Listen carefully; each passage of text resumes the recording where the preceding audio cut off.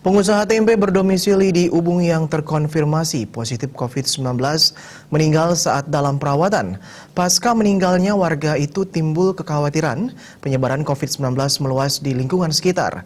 Kelurahan Ubung pun langsung mengambil langkah sigap dengan pembatasan kegiatan masyarakat atau PKM secara mandiri. Kegiatan PKM telah berlangsung sejak Jumat kemarin. Lurah Ubung Iwayan Arianto menjelaskan pelaksanaan PKM Mandiri ini tak terlepas dari keberadaan kasus COVID-19 di Kelurahan Ubung dengan 1 orang warga meninggal dunia. Hal ini membuat pihaknya melakukan berbagai langkah untuk memutus mata rantai penyebaran COVID-19 di Kelurahan Ubung. Ia mengatakan peningkatan kasus di Kelurahan Ubung tak terlepas dari klaster pedagang pasar Kumbasari dan pedagang pasar Senggol Pidade.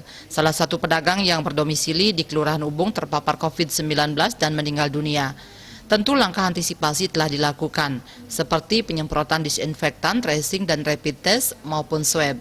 Jika dari hasil tes ini ditemukan reaktif dan positif, pihaknya melakukan isolasi mandiri di lingkungan masyarakat. Terkait rentang waktu pelaksanaan PKM Mandiri yang melibatkan unsur pecalang, linmas, seketruno, relawan, warga masyarakat, dan ketua kelompok ini, menurut Arianto belum ditetapkan.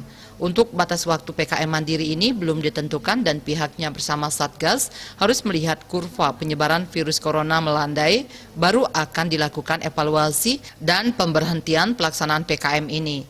Salah satunya PKM dilakukan di Banjarbatur.